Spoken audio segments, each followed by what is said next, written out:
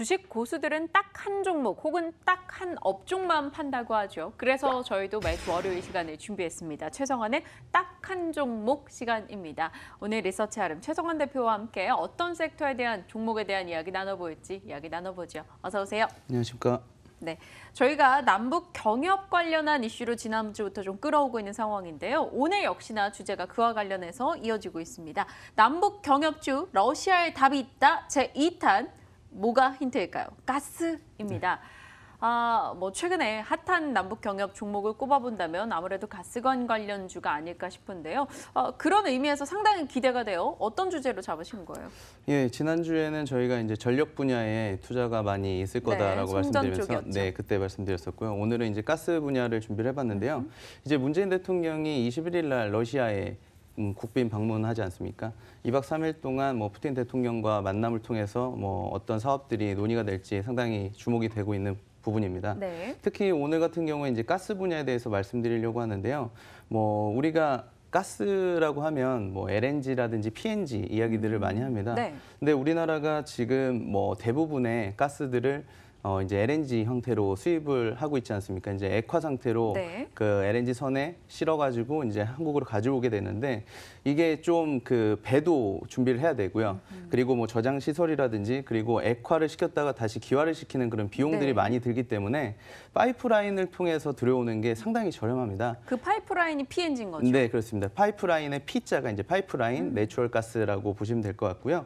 이런 형태로 들어오기 때문에 따로 이제 액화시키거나 기화시킬 그럴 필요가 없어서 상당히 저렴하다라고 말씀드릴 수 있겠고요. 이렇기 때문에 우리나라가 어떻게 보면은 전 세계 3위의 그런 그 LNG 수입국이거든요. 일본, 중국 다음에 우리나라인데 원래는 이제 2위였다가 중국이 또 많이 수입이 되면서 이렇게 3위로 밀려나게 됐습니다. 지금 나오는 그림을 보시면 우리나라가 가까운 러시아에서 이렇게 파이프라인으로 수입할 수도 있지만 지금 북한에 가로막혀 있으면서 카타르라든지 호주, 오만 같이 이런 먼 나라들에서 이제 수입을 하게 되거든요. 네. 이런 부분들이 상당한 그런 수입 원가 상승 효과로 나타났다. 그렇게 말씀드릴 수 있겠고요. 만약에 PNG로 도입을 하게 되면 30% 정도 저렴한 가격으로 가져올 수 있기 때문에 이런 부분들이 국민들한테도 상당한 도움이 되지 않을까 보고 있습니다. 그리고 러시아에 이제 그 국영기업 가즈프롬이라는 회사가 있거든요. 네. 이 가즈프롬이 얼마 전에 이제 그 중국과의 2014년도 계약을 통해서 4,000km에 달하는 이제 가스관 건설을 지금 공사를 하고 있습니다. 그게 이제 2019년도에 상용화가 예정이 되어 있는데 네. 이게 이제 한 5년 정도 걸리는 사업이거든요. 근데 4,000km를 5년 내에 이제 거의 완공이 돼서 내년에는 이제 상용화가 됩니다. 우리나라 같은 경우에는 러시아와 한반도를 연결하는 사업들이 1,122km 정도를 이제 만들면 되거든요. 그래서 지난 2015년도에 이명박 정부에서 이제 그 가즈프롬과 MOU를 맺었을 때 한 3년이면 사업이 되겠다라고 얘기가 나왔었거든요. 그래서 이런 부분들을 비춰봤을 때 우리나라의 이런 가스 파이프라인으로 들어오는 가스들이 사업만 시작이 된다고 하면 한 3년 정도면 상용화될 수 있는 그런 어떤 그 이미 사업성 검토가 끝난 그런 사업이다라고 말씀드릴 수 있겠습니다. 네, 천연가스 사용 비중이 높은 한국입니다. 그런데 그간은 액화 상태로 오는 LNG를 썼는데 만약에 러시아 가스관 쪽을 타고 온다면 이제 PNG로 조금 더 저렴하게 쓸 수 있다는 거죠. 그렇다면 러시아 PNG 도입이 본격화됐을 때 그 효과는 싸게 에너지를 쓸 수 있다? 네, 그렇습니다. 그거겠죠? 일단은 저희가 우리나라가 연간으로 한 3,700만 톤 정도의 LNG를 수입을 합니다. 네. 그런데 지금 러시아와의 그 2015년도 MOU를 맺은 내역을 보면 연간 750만 톤 정도를 수입하는 것으로 이렇게 알려져 있거든요. 그래서 이런 부분들을 감안했었을 때 한 30% 저렴하다는 지금 가격으로 보면 연간으로 봤을 때 우리가 한 6%가량 수입하는 그런 가격들을 저렴하게 가져올 수 네. 있겠다라는 판단이 있고요. 이런 부분들이 어떻게 보면은 앞으로 이제 화학 업종이라든지 아니면 발전소 같은 쪽에서 LNG를 많이 사용하게 되기 때문에 수요량도 같이 이제 늘어날 수가 있는 그런 흐름을 보여줄 거라고 보고 있습니다. 그렇다면 수혜주가 뭐가 될지 궁금해지네요. 가스관 관련주 하면 여러 종목들이 떠오르긴 합니다만 유망주 3선을 오늘 준비해 주셨다고 들었어요. 시간이 네. 없는 만큼 저희가 빨리 한번 진행을 해보겠습니다. 첫 번째 종목은 뭘까요? 예, 일단 우리나라에 가스를 독점하고 있다라고 할 수 있는 이제 한국가스공사에 네. 대해서 말씀드릴 수 있겠는데요. 어떻게 보면은 이제 그 러시아의 가즈프롬과 MOU를 직접 맺는 카운터 파트너라고 할 수가 있겠고요. 있겠고요. 한국가스공사 같은 경우에는 만약에 우리나라가 러시아산 가스를 싸게 도입할 수가 있다고 하면 뭐 중국과 일본 같이 이렇게 LNG를 많이 소비를 하고 있는 나라들 중간에 이제 저희가 위치하고 있지 않습니까? 네. 그렇기 때문에 값싼 이제 그 석유 가스를 이제 일본이라든지 뭐 중국에 재판매할 수 있는 그런 뭐 어떻게 보면 동북아 가스 허브가 될 수 있거든요. 네. 그래서 이런 부분들이 상당히 수혜로 작용할 수 있을 것 같고요.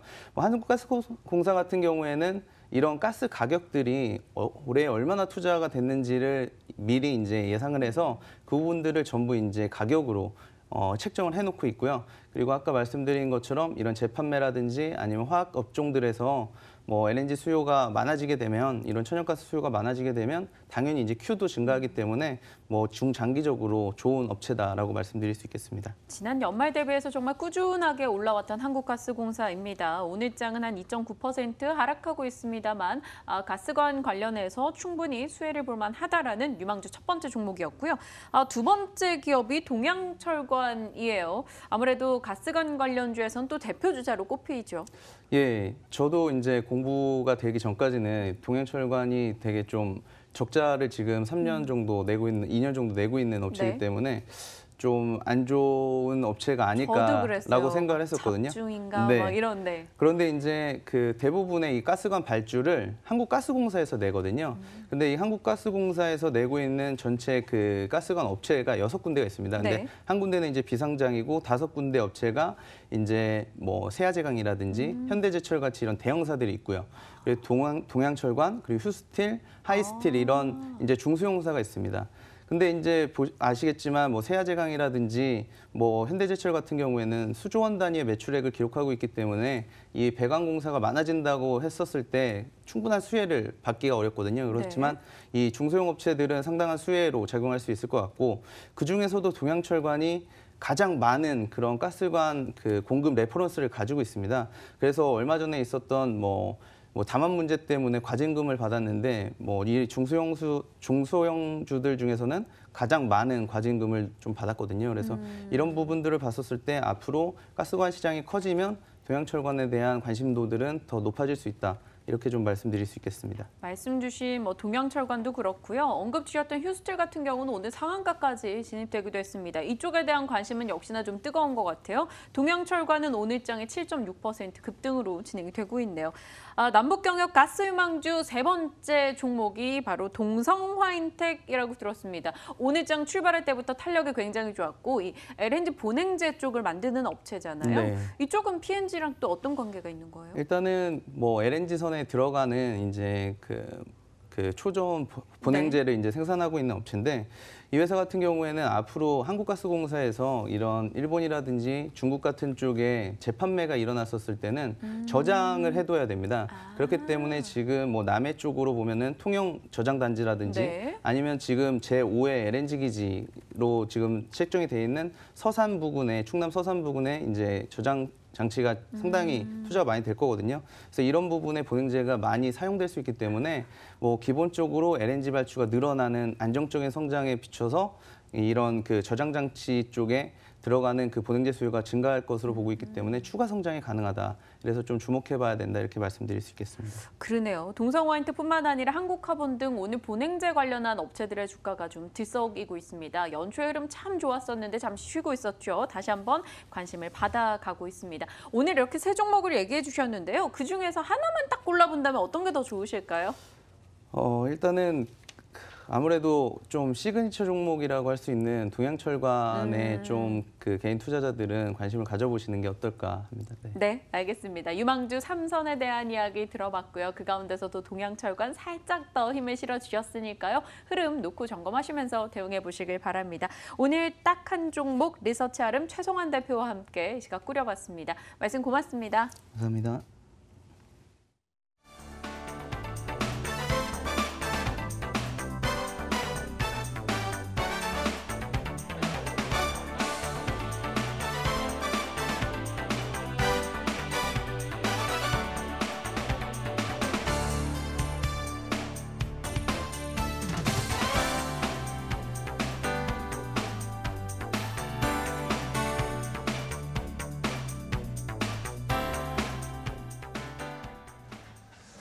시장이 계속 좀 하락폭이 큰 상태로 유지가 되고 있습니다. 코스피 시장은 지금 34포인트 넘게 빠지면서 1.44% 하락하고 있고요. 코스닥 시장이 32포인트 하락하면서 3.7%까지 낙폭이 확대됐습니다. 아무래도 달러 원 환율이 가장 큰 영향이 아닐까 계속 생각이 되고 있는데 달러 원 환율이 오늘 시장에서도 8원 가까이 올랐습니다. 원화 가치가 큰 폭으로 내려앉았다는 이야기고요. 지금 현재는 1,105.7원까지 올라섰습니다. 그만큼 원화 가치가 많이 내려갔다는 거겠죠. 원화 가치가 내려가다 보니까 외국인 투자자 입장에서는 우리나라의 시장에서 계속 돈을 놔두게 되면 환손실을 입게 됩니다. 그래서 외국인들이 좀 빠져나가는 게 아닐까라는 생각이 들게 되고요. 자, 나머지 시간도 마무리 좀 잘 하셔야 될 것 같습니다. 이어지는 마감 전략 A+도 많은 시청 바라도록 하겠고요. 저희는 내일 찾아뵙겠습니다. 시청해주신 여러분 고맙습니다.